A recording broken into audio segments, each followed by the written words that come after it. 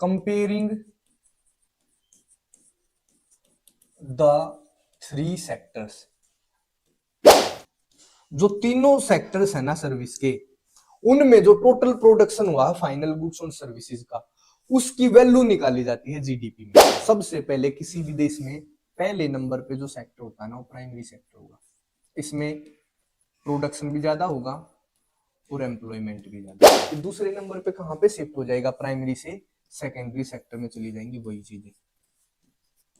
यहाँ पे ज्यादातर आदमी काम करना शुरू कर देगा सर्विस सेक्टर में शिफ्ट। जो आईटी सेक्टर में और कम्युनिकेशन के सेक्टर में जो डेवलपमेंट हुई है ना पिछले कुछ सालों में, इसने सर्विस सेक्टर को बहुत बढ़ा दिया। गुड मॉर्निंग, कैसे हो? हम चैप्टर सेकंड शुरू कर दिया था 10th क्लास के लिए इकोनॉमिक्स का, सेक्टर्स ऑफ इंडियन इकोनॉमी। ठीक है, इसकी क्लास सेकंड करनी है, कंपेयरिंग द थ्री सेक्टर्स। जो तीनों सेक्टर्स थे, तीन जो क्षेत्रक थे, उनकी तुलना करना है इस क्लास में। ध्यान है भाई, हमने पिछली क्लास में एक तो इकोनॉमिक एक्टिविटीज के बारे में पढ़ा था भाई, जो भी जिस भी एक्टिविटी में अर्थ शामिल हो, मनी शामिल हो, चाहे खरीदने में हो चाहे बेचने में हो, तो इकोनॉमिक एक्टिविटी होगी। अगर मनी नहीं है तो नॉन इकोनॉमिक एक्टिविटी होगी। ये भी प्रश्न पूछा गया एक नंबर में, what do you understand by economic activity. ठीक है, इकोनॉमिक एक्टिविटी का पता चल गया। फिर उसके बाद देखा था भाई हमने कि जो जितना भी इकोनॉमिक एक्टिविटी है वो मुख्य तौर पर तीन सेक्टर्स में डिवाइडेड है, primary, secondary and tertiary. Primary को हम एग्रीकल्चर एंड रिलेटेड सेक्टर बोलते हैं, सेकेंडरी को हम मैन्युफैक्चरिंग एंड इंडस्ट्रियल सेक्टर बोलते हैं, और टर्सरी को हम सर्विस सेक्टर बोलते हैं। सिंपली पता है, जो एग्रीकल्चर एंड रिलेटेड सेक्टर है वो सेक्टर कौन सा है, जिसमें हम नेचुरल रिसोर्सेज का यूज करके प्रोडक्शन बना करते हैं। इसमें सामान्यतः हम नेचुरल रिसोर्सेज का यूज करते हैं, जैसे भी कृषि है, एग्रीकल्चर है, खेती है, जैसे बागवानी है। ठीक है भाई, एनिमल हस्बेंड्री पशुपालन है, ठीक है, मत्स्य पालन है, मुर्गी पालन है, क्लियर है। साथ में माइनिंग एक्टिविटी, खदानों में काम करना, नेचुरल रिसोर्स यहाँ पे हम प्रयोग करके प्रोडक्शन करते हैं। सेकेंडरी जो इंडस्ट्रियल और मैन्युफैक्चरिंग सेक्टर जिसको बोलते हैं, उसमें हम प्राइमरी सेक्टर से जो प्रोडक्शन होता है उसको रॉ मटेरियल के रूप में यूज करके प्रोडक्ट बनाते हैं। जो सेकेंडरी जो सेक्टर है इकोनॉमी का, उससे जो प्रोडक्ट प्राप्त होते हैं वो फाइनल प्रोडक्ट होंगे। नॉर्मली प्राइमरी सेक्टर से जो प्रोडक्ट प्राप्त होते हैं वो फाइनल प्रोडक्ट नहीं होते। जैसे गेहूं पैदा होगा तो हम गेहूं नहीं खाते भाई, गेहूं से आटा बनाया जाएगा, आटे से फिर रोटी बनेगी। क्लियर है ये बात? तो सेकेंडरी जो सेक्टर से प्रोडक्शन होगा वो प्राइमरी सेक्टर के प्रोडक्शन को रॉ मटेरियल के रूप में यूज करके एक फाइनल प्रोडक्ट बनाता है। इसका इसमें जो प्रोसेसिंग होगी वो फैक्ट्री से होगी, मशीनों में से होगी, या फिर इंडस्ट्री से में होगी। ठीक है, प्रोडक्शन में किसी न किसी जो फाइनल प्रोडक्शन लेना है, कोई ना कोई प्रोसेस होगा प्राइमरी सेक्टर के प्रोडक्शन के ऊपर, और तब वो फाइनल प्रोडक्ट बनेगा जो कस्टमर या कंज्यूमर तक पहुंचता है। जैसे इसमें भाई कुर्सी है, चेयर है, ये बल्ब है, एसी है, फैन है, आपके घर में टेलीविजन है, बाइक है, गाड़ी है, क्या है? सेकेंडरी सेक्टर से प्राप्त चीजें हैं। टर्सरी सेक्टर जिसको हम सर्विस सेक्टर बोलते हैं, ये अपने आप में कुछ भी प्रोडक्शन नहीं करता, ये बल्कि अन्य जो दो सेक्टर हैं उनकी प्रोडक्शन में मदद करता है। साथ में कुछ पर्सनल सर्विसेज भी, जैसे टीचर है भाई, ठीक है, वकील है, ये सारी क्या पर्सनल सर्विस। ट्रांसपोर्ट है, इंश्योरेंस है, बैंकिंग है, ये क्या है जो दूसरी जो सेक्टर है उनकी प्रोडक्शन में मदद करते हैं। क्लियर है ये तीनों? और हमने ये भी बात देख ली थी भाई, विभिन्न प्रकार के ऑक्यूपेशन का एग्जांपल लेके देखा था कौन सा किस सेक्टर में है। उसके बाद जो दूसरा टॉपिक करा था ये उसमें करा था कि ये तीनों ही sectors of economy are highly interdependent on each other. Example भी लेके देखा था, प्राइमरी सेक्टर सेकेंडरी सेक्टर पे इंटरडिपेंड है, डिपेंड है, सेकेंडरी टर्सरी पे, टर्सरी सेकेंडरी पे, सेकेंडरी प्राइमरी पे, ये एक दूसरे पे, ये इस पे, ये इस पे, ये तीसरे पे, तीसरा पहले पे भी, तीसरा दूसरे पे, दूसरा तीसरे पे, ऐसे इंटरडिपेंडेंट हैं।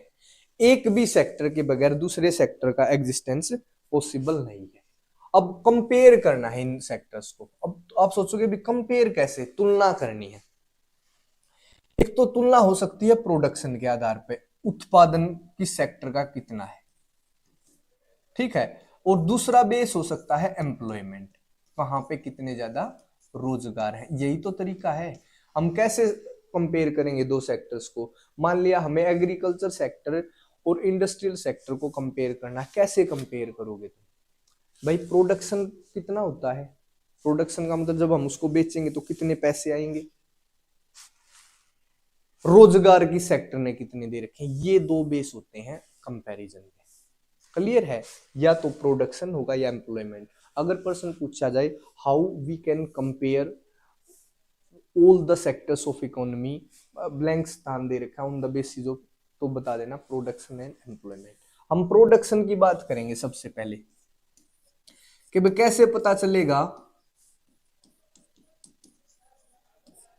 भाई कितना प्रोडक्शन हुआ है। मान के चलो मैंने गेहूं पैदावार करी गेहूं की और 20 रुपए किलो बेच दिया, उसने उसका आटा बनाया और उसको 40 रुपए किलो बेच दिया। 1 किलो गेहूं मान के चलना है। उस 40 रुपए के आटे वाले ने उसका केक बनाया, उसको 150 रुपए किलो बेच दिया। वही गेहूं जो 20 रुपए किलो बेचा गया, वही फिर यहां से मुझे उसके 20 मिल गए, इस दुकानदार को उसको 40 मिल गए, उस केक वाले को उसको 150 मिल गए। तो अगर मैं इन सब को जोड़ना शुरू करूं कि भाई 20 प्रोडक्शन में टोटल 20 का, यहाँ 1 किलो गेहूं है 20, वहां पे उसने बेचा प्लस 40 प्लस फिर 150, तो ये गेहूं में 3 मूल्य ऐड हो गए। जब वो गेहूं के रूप में था, जब वो आटे के रूप में था, जब केक के रूप में। अब जैसे आलू है, हमने आलू उगाए, मैंने दे दिए 10 रुपए किलो, ऐड होगा भाई 10 रुपए किलो 1 किलोग्राम आलू, ठीक है।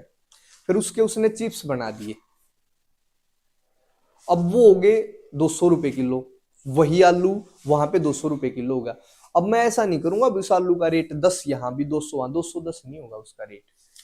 और ऐसे तो एक चीज में बहुत सारी स्टेजेस की वैल्यू एडिशन हो जाएगी। हम पहले प्रोडक्ट से दूसरा, दूसरे से तीसरा, तीसरे से चौथा, चौथे से पांचवा ऐसे बनाते हैं। अगर हम इन पांचों को जोड़ेंगे तो उसमें जो प्रोडक्ट है, चाहे वो आलू है, चाहे गेहूं है, चाहे कोई भी चीज है, तो उसकी 5 जगह वैल्यू जोड़ी गई, पहली स्टेज पे भी, दूसरी पे भी, तीसरी पे भी, चौथी पे भी, पांचवी पे भी। तो हम करें क्या फिर? इससे तो भाई रिकरेंस हो जाएगा। रिकरेंस का मतलब होता है बार बार आवर्ती एक चीज को कई बार जोड़ देना। मान के चलो मेरी सैलरी है 5,000 रुपए, मान के चलो इस बात को, ठीक है। अब मैं 500 रुपए का नोट लेके गया, मेरे पास 5,000 रुपए हैं, मैं 500 रुपए का नोट दिया दुकानदार को, उसकी कमाई होगी मान लिया उस महीने की 1 लाख रुपए, तो उस 1 लाख रुपए में 500 रुपए में मेरे भी हैं, ठीक है। अब उसने वो 500 का कहीं और दिया, वहां पे कमाई होगी 5 लाख, उसी 500 रुपए उस 5 लाख में भी जुड़ रहे हैं। तो हम जब टोटल की बात करते हैं, ये 500 रुपए जितने हाथों से गुजर जाएगा ना, हर की इनकम में जुड़ता चला जाएगा। तो क्या 500 की इतनी वैल्यू होनी चाहिए? अगर 500 रुपए एक आदमी के हाथ से गया है तो उसकी वैल्यू हो 500 ही, 2 के हाथ से गया तो 1000 होगी। तो इसलिए हम करें क्या फिर? इसलिए हम फाइनल प्रोडक्ट को देखते हैं, जो फाइनल प्रोडक्ट है ना उसके रेट को देखेंगे। फिर से ध्यान से सुनो, 10 रुपए मैंने दिए दुकानदार को, तो 10 रुपए मेरे पास आ गए थे जो दुकानदार के पास चले गए। अब उसने 10 रुपए कहीं और दिए, फिर 10 मतलब 5 आदमियों के पास ये 10-10 गए हैं। देखो A B C D और E, 10 रुपए थे इसके पास, यहां भी किसी के पास से आए होंगे। तो जब इसकी इनकम काउंट करोगे तो इसमें भी ये 10 तो जरूर जोड़ा जाएगा, और XYZ जो भी है। अब इसने 10 रुपए खर्च कर दिए, इसके पास चले गए, तो इसकी जब इनकम जोड़ोगे तो इसमें भी ये 10 रुपए ऐड हो गए। फिर ये 10 रुपए यहां चले गए, इसने भी कुछ खरीद लिया, और बाकी जो सारी चीजें इसकी इनकम में यहां भी 10 रुपए ऐड हो गए। फिर ये यहां चले गए, यहां भी, तो ये 10 रुपए है, तो ये 10 रुपए, पर 5 आदमियों के हाथ में जाके ये काउंट कहाँ होंगे? 10 यहाँ भी काउंट हो गए। मान लिया इसकी इनकम बनी 1,000, इसकी बनी 2,000, इसकी बनी 5,000, तो इस इनकम में भी 10 इंक्लूड है, इसमें भी और इसमें भी। तो हम करते क्या है, जो लास्ट में जहां ये जाएगा ना, वहां इसकी वैल्यू को कंसीडर करा जाएगा बस। क्लियर है ना ये बात? ठीक है। अब हम क्या करते हैं, इसलिए फाइनल जो प्रोडक्ट है ना, उसके रेट को कंसीडर करेंगे भाई। प्रोडक्शन किसका देखना है? Production of final goods and services. जो अंतिम वस्तु और सेवा का जो प्रोडक्शन है, जो मूल्य है, वो काउंट होगा प्रोडक्शन में। क्योंकि ये जो फाइनल गुड्स है ना, इसमें जो इंटरमीडिएट जो गुड्स है, जो बीच में जो जो चीजें बनी थी, उनका वैल्यू शामिल है अपने आप ही। जब हम 200 रुपए का जो केक बेच रहे हैं ना, उसमें वो 20 रुपए किलो वाले गेहूं भी शामिल है, उसमें वो आटे के भी शामिल है, उसमें मशीन का खर्चा भी शामिल है, उसमें जो लेबर दी है वो भी शामिल है, उसमें जो इलेक्ट्रिसिटी का बिल पे करा है वो भी शामिल है। तो हम जो फाइनल गुड्स होगी ना और सर्विस, उनकी वैल्यू को नोट डाउन करेंगे, और उससे क्या होगा, फाइनल गुड्स, अंतिम वस्तु और सेवाएं। फाइनल प्रोडक्शन होता है जो, उसमें इंटरमीडिएट गुड्स हैं, जो इंटरमीडिएट का मतलब जो बीच में बनी है, उन सब की वैल्यू शामिल होती है पहले से ही। और ऐसे ही हम क्या करेंगे, एग्रीकल्चर सेक्टर में फाइनल गुड्स देख ली, सर्विस सेक्टर में फाइनल गुड्स एंड सर्विस देख ली, सर्विस सेक्टर में जो भी फाइनल गुड्स एंड सर्विस जो भी चीज है, वो सारी की सारी देख ली, उन तीनों को ऐड कर दिया, तो ये होगा टोटल प्रोडक्शन। और प्राइमरी का सबसे ज्यादा प्रोडक्शन, तो प्राइमरी का प्रोडक्शन ज्यादा होगा, सेकेंडरी का तो सेकेंडरी। और जो जीडीपी होता है, एक वर्ड है जीडीपी, ग्रोस डोमेस्टिक प्रोडक्शन, सकल घरेलू उत्पाद, इसको हिंदी में बोलते हैं सकल घरेलू उत्पाद। अगर हम देखें total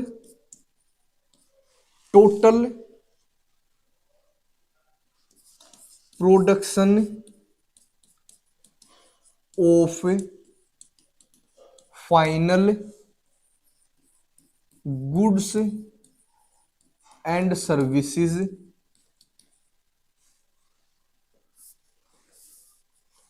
of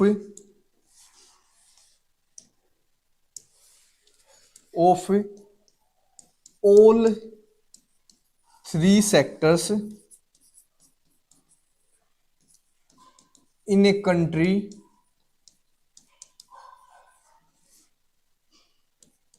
in a particular year। जो तीनों सेक्टर्स है ना सर्विस के, उनमें जो टोटल प्रोडक्शन हुआ है फाइनल गुड्स और सर्विसेज का, उसकी वैल्यू निकाली जाती है जीडीपी में।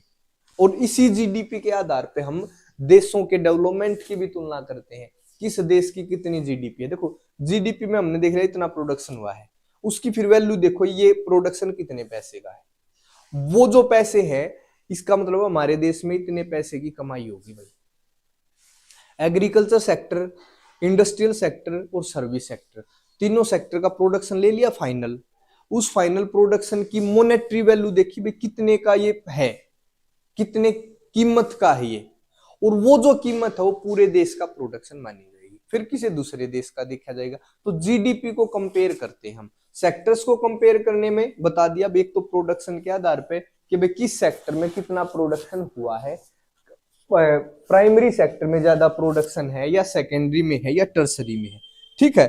और एक देश में एक साल के अंदर जो ये तीनों ही सेक्टर्स हैं, इनका जो टोटल फाइनल प्रोडक्ट्स गुड्स और सर्विसेज का प्रोडक्शन है ना, जो उसकी वैल्यू होगी वो होती है जीडीपी या सकल घरेलू उत्पाद या ग्रोस डोमेस्टिक प्रोडक्शन। क्लियर है?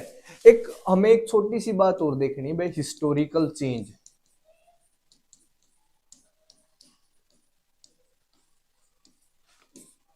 तुम सोचोगे भी क्या इतिहास का क्या जिक्र कर दिया अर्थव्यवस्था में, हिस्टोरिकल चेंज इन सेक्टर्स।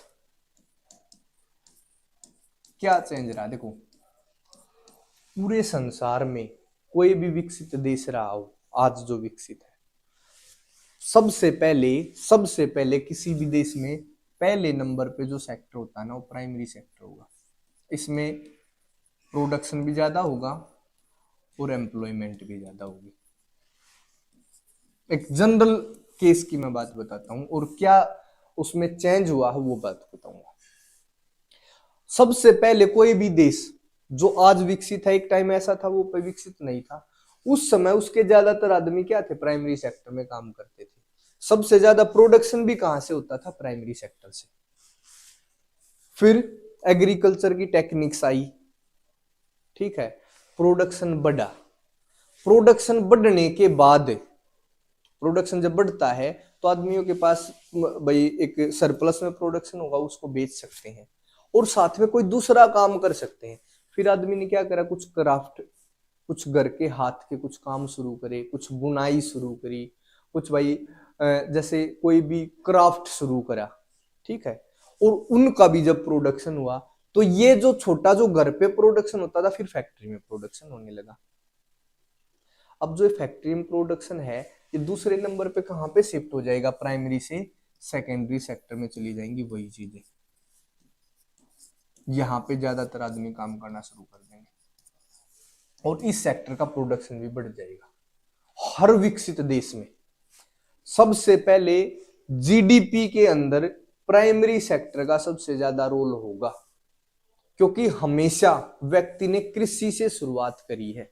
अपने अगर हम इतिहास को देखें, व्यापार तभी तो करेगा जब पेट भरा हुआ। पेट कहां से भरेगा, खेती से। तो पहले हम खेती करेंगे, अपने पेट भरने का काम करेंगे, खेती कर रहे हैं। अगर जब तक ये सब्सिस्टेंस फार्मिंग है ना, जब तक इतनी ही खेती है, इतनी ही पैदावार है जिसमें हमारा गुजारा होता है, हम दूसरा कोई काम नहीं कर सकते। किसी जानवर को कुछ काम करते देखा है, क्योंकि वो अपना पेट भरना ही उनके लिए बड़ा चैलेंज है। आदमी के अलावा कोई दूसरा काम नहीं करता, या जो करते हैं ना वो दूसरे आदमी, जो दूसरे जानवर हैं, वो सिर्फ अपने निर्वाह के लिए करते हैं। कोई बिजनेस व्यापार का तो मतलब नहीं। ऐसा देखा भी, चिड़िया ने बोला कि मेरा भी एक घोंसला बना दे, कुछ ले दे, सब अपना बना रहे हैं, ठीक है, अपने लिए खाना, अपने बच्चों के लिए खाना। ऐसा ही है दूसरे पशु पक्षियों का काम।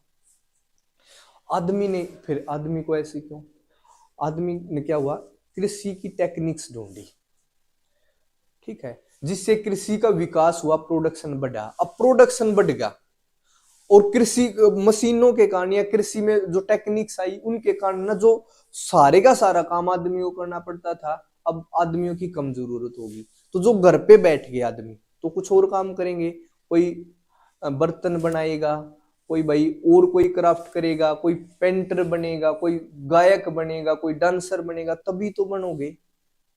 तो फिर हम दूसरी चीजों में चले गए। क्राफ्ट, अपने घर के होम बिजनेस, कोई अचार बनाने लगा, कोई भी कपड़ा बनाने लगा, अपने घर घर पे काम करने लगे होम उसमें, ठीक है। पर फिर से और प्रोडक्शन बढ़ रहा है। फिर उसके बाद ये जो, अब जैसे प्रोडक्शन हो तो लोगों के पास पैसे होंगे, ठीक है, वो डिमांड ज्यादा करेंगी चीजों की। डिमांड ज्यादा करोगे तो अब घर की बजाय वो प्रोडक्शन फैक्ट्री में होना शुरू हो जाएगा बड़े लेवल पे, और फैक्ट्रियों में प्रोडक्शन होगा। तो दूसरे नंबर पे यहां से जो जीडीपी का शिफ्ट होगा ना, वो सेकेंडरी सेक्टर में चला जाएगा। यहाँ पे प्रोडक्शन भी ज्यादा हो जाएगा और एम्प्लॉयमेंट भी ज्यादा हो जाएगी। फिर जब यहाँ पे हो जाएगा, ये सारी चीजें बहुत मात्रा में होंगी, तो फिर हो जाएगा सर्विस सेक्टर में शिफ्ट। जैसे अमीर देश होगा तो खेती वहां बिल्कुल कम, ये सारे काम भी मशीनों के द्वारा, आदमियों की बहुत कम जरूरत है। सर्विस सेक्टर में चले गए, टीचर, लॉयर, ठीक है, वहां पे तो मशीन काम नहीं करेगी, समझ गए ना। और भाई बड़ी बड़ी कंपनियों के सीईओ, राइटर, डांसर, ये सारे क्या है, सर्विस सेक्टर में आ गए। तो उसके बाद जो शिफ्ट होगा सर्विस सेक्टर का, सबसे पहले जीडीपी में योगदान होगा कृषि या प्राइमरी सेक्टर का, फिर उसके बाद जो जब सेकंड स्टेज ऑफ डेवलपमेंट आएगी तो उसमें सेकेंडरी सेक्टर का सबसे ज्यादा रोल होगा जीडीपी में, प्रोडक्शन भी यहाँ होगा और एम्प्लॉयमेंट भी। और जब ये सेक्टर पूरी तरीके से विकसित हो जाएगा तो जीडीपी में सबसे ज्यादा हिस्सा किसका हो जाएगा, सर्विस सेक्टर का, और जनसंख्या भी यहाँ। अब आप बोलोगे अभी शिफ्ट कैसे, दुनिया में ऐसा ही सिस्टम रहा है, बट भारत के केस में ये सीधा प्राइमरी सेक्टर से यहां चला गया। जो टोटल प्रोडक्शन है ना, पहले प्राइमरी सेक्टर में ज्यादा था, भारत में जो सेकेंडरी सेक्टर है वो कमजोर रहा। कारण है उसके बहुत सारे, सर्विस सेक्टर में चला गया, ये ध्यान रखना है। ये हिस्टोरिकल शिफ्ट है। अगर हम प्रोडक्शन की भी बात करें तो आपकी बुक में ही एक ग्राफ दे रखा है, उस ग्राफ को थोड़ा सा यहां बना ले, इसके मैं कारण बताऊंगा। ये है 90, 73, 74 और 2013 और 14, ये ग्राफ है ना भाई आपके यहाँ पे। ये 0, ये है इतना, फिर है ये इतना, और ऐसे ही बढ़ता जा रहा है, ठीक है।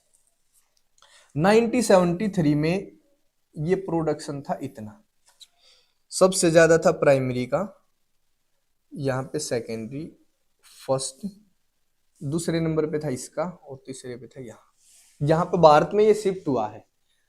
और अब 2013-14 की बात करें तो ये यहाँ पे जाता जाता 500, देखो कितने गुना बढ़ेगा यहां से, और ये यहां तक होगा।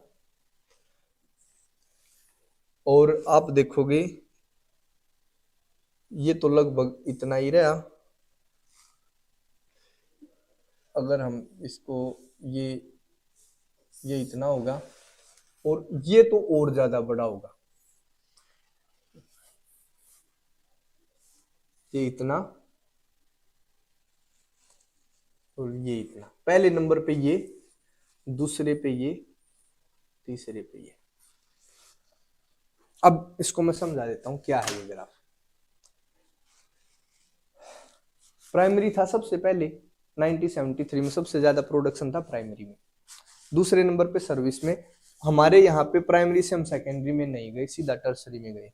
आज की 2013-14 की बात करें तो ये और भी ज्यादा है भाई। पहले नंबर पे सर्विस सेक्टर, दूसरे नंबर पे सेकेंडरी और टर्सरी। ये विकसित देशों में ऐसा होता है, पहले नंबर पे ये होगा, दूसरे पे ये होगा, तीसरे पे ये होगा। हमारे यहाँ भी ऐसा ही है, बट हम भी विकसित नहीं है क्योंकि हमारा सेकेंडरी सेक्टर थोड़ा ज्यादा कमजोर था।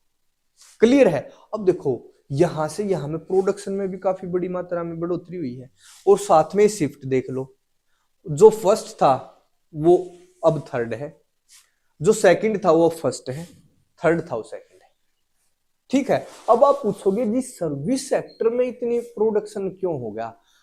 हमें जो क्वेश्चन करना है वो करना है भाई service sector, why service sector. Primary sector के बाद तो सेकेंडरी में जाना था ना, हम चले गए सर्विस सेक्टर में सीधा।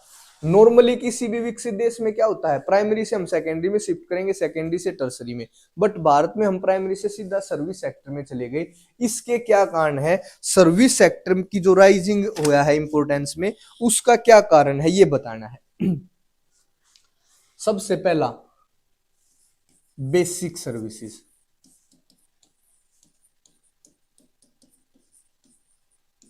हम ये दिखने में सर्विस सेक्टर इंपॉर्टेंट क्यों है। बेसिक सर्विस में होता है एजुकेशन, हेल्थ, ठीक है, जो भी जीवन जीने के लिए है भाई, हेल्थ है, एजुकेशन है, पुलिस है, ये सारी की सारी क्या सर्विस में ही तो अपने, एडमिनिस्ट्रेशन है,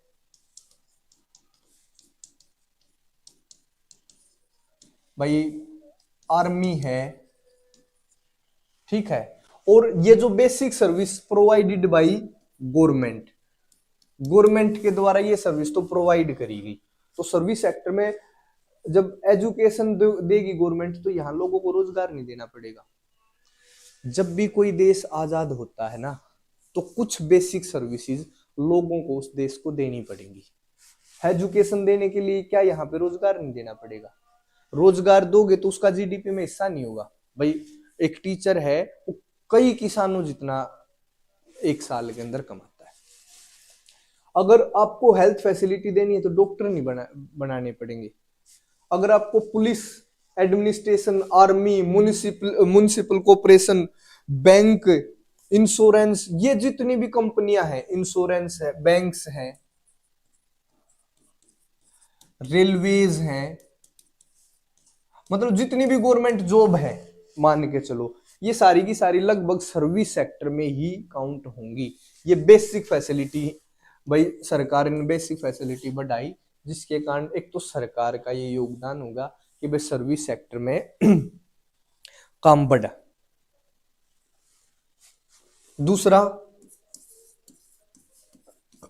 development of primary sector, primary and secondary sector. ध्यान दो भाई, अगर प्राइमरी सेक्टर में डेवलपमेंट होगा, ध्यान दियो, आपकी फसल अच्छी होगी तो उस टाइम पर आप सर्विस सेक्टर की तरफ भागोगे। स्कूलों में फीस जी, वो फसल बेचने के बाद, दानों के बाद, गेहूं के बाद, तो जो फीस दियो सर्विस सेक्टर में इन्वेस्टमेंट तो है, सर्विस सेक्टर का ही तो कर्ज चुका रहे हो। जैसे प्राइमरी सेक्टर में काम बढ़ेगा, प्रोडक्शन बढ़ेगा, जैसे सेकेंडरी सेक्टर में प्रोडक्शन बढ़ेगा, लोग क्या करेंगे, सर्विस सेक्टर की तरफ मूव करेंगे। भाई ये क्लियर सी बात है, ठीक है। कोई ट्रांसपोर्ट में जाएगा, कोई ट्रेड में जाएगा, कोई दूसरे बिजनेस में जाएगा, तो यहां से इनका जो डेवलपमेंट हो रहा है ना, ये भी क्या कर रहा है, इंपोर्टेंस या सर्विस सेक्टर को बढ़ा रहा है, सर्विस सेक्टर की इंपोर्टेंस को ये बढ़ा देगा भाई। Development of primary and secondary sector enhance development of, development है भाई, ये देव जो लिख रखा है, सर्विस सेक्टर, ठीक है। और तीसरी अगर बात करें, तीसरे कारण की हम बात करें, एज इनकम लेवल इंक्रीज, ये है इंक्रीज का साइन, आप इंक्रीज ही लिखना, इंक्रीज की मैं स्पेलिंग लिख देता हूं, increase demands for services also increase. आप फिर क्या करोगे, आपकी इनकम बढ़ रही है, आप फिर प्राइवेट हॉस्पिटल मांगोगे, प्राइवेट स्कूल मांगोगे, क्योंकि आप चाहते हो भी अच्छी जगह और ज्यादा फैसिलिटी हो, क्लियर है।